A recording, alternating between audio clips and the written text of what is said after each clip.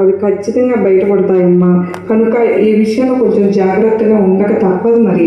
అదేవిధంగా కొన్ని విషయాల్లో కూడా కొన్ని జాగ్రత్తలు తప్పకుండా పాటించి తీరాల్సిందే.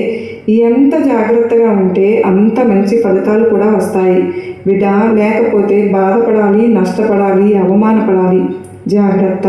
ఈ సమయంలో నీకు కొన్ని అనుకూలమైనటువంటి పరిస్థితులు ఉన్నప్పటికీ కూడా నువ్వు కొంత జాగ్రత్తగా ఉండి తీరాలి. ఎందుకంటే ఈ సమయంలో నువ్వు చేసేటటువంటి ఏ పని అయినా సరే శుభప్రదంగా మారబోతోంది. అది మాత్రం నిజం. ఎందుకంటే ఈ సమయం అలా ఉంది. మరి ఈ సాయి అండదండలు, ఈ శివయ్య ఆశీస్సులు నీకు నిండుగా మెండుగా ఉన్నాయి.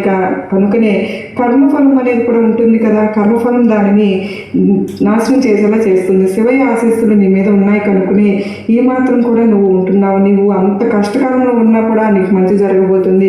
శుభాన్ని చూడగలుగుతున్నావు, ఆ అదృష్టాన్ని చూడగలుగుతున్నావు అంటే శివయ్య నీ సాయి ఆశీస్సులు, కృపా కటాక్షాలు నీ పైన ఉండడం వలన మాత్రమే.